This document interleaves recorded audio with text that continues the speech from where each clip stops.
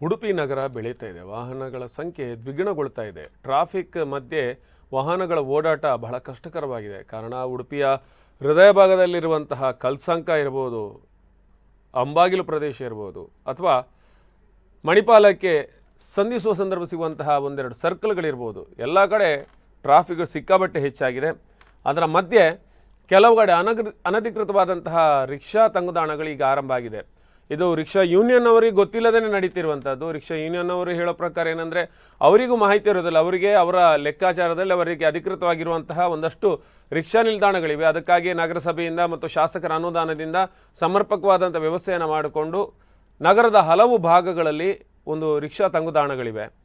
ಅಲ್ಲಿಂದ ಪ್ರಯಾಣಿಕರಿಗೆ ಅನುಕೂಲವಾಗುವ ರೀತಿಯಲ್ಲಿ ರಿಕ್ಷಾ ಚಾಲಕರು ಮಾಲಕರು ಅದಕ್ಕೆ ವ್ಯವಸ್ಥೆಯನ್ನು ಮಾಡ್ಕೊಂಡಿದ್ದಾರೆ. ಆದರೆ ಕೆಲವು ಕಡೆ ಏನಾಗುತ್ತೆ ಅಂದರೆ, ರಸ್ತೆಯ ಬದಿಯಲ್ಲಿ ಅನಧಿಕೃತವಾಗಿ ಪಾರ್ಕಿಂಗ್ ಮಾಡುವಂಥದ್ದು, ರಿಕ್ಷಾ ತಂಗುದಾಣವನ್ನು ಮಾಡ್ತಾ ಇರುವಂಥದ್ದು ಬಹುಶಃ ಇದು ಒಂದು ಪ್ರಯಾಣಿಕರಿಗೆ ಮತ್ತು ಪಾದಚಾರಿಗಳಿಗೆ ಸಾಕಷ್ಟು ತೊಂದರೆ ಉಂಟಾಗ್ತಾ ಇದೆ. ಉಡುಪಿ ಸಿಟಿ ಬಸ್ ನಿಲ್ದಾಣ ಸುತ್ತಮುತ್ತ ಸಾಕಷ್ಟು ವಾಹನಗಳು ಸಂಚರಿಸ್ತವೆ, ಟ್ರಾಫಿಕ್ ಜಾಮ್ ಸಮಸ್ಯೆ ಎದುರಾಗ್ತವೆ. ಈ ಸಂದರ್ಭದಲ್ಲಿ ರಸ್ತೆಯಲ್ಲಿ ಅನಧಿಕೃತ ನಿಲ್ದಾಣಗಳು ತಲೆ ಎತ್ತಿದ್ದರಿಂದ ಸಮಸ್ಯೆ ಉಲ್ಬಣಗೊಂಡಿದೆ. ಆದ್ದರಿಂದ ಪೊಲೀಸರು ಇಲಾಖೆ ತಕ್ಷಣ ಎಚ್ಚೆತ್ತುಕೊಂಡು ಅನಧಿಕೃತ ರಿಕ್ಷಾ ನಿಲ್ದಾಣದ ಮೇಲೆ ಕ್ರಮ ಕೈಗೊಳ್ಳುವಂತೆ ನಾಗರಿಕರು ಆಗ್ರಹಿಸಿದ್ದಾರೆ.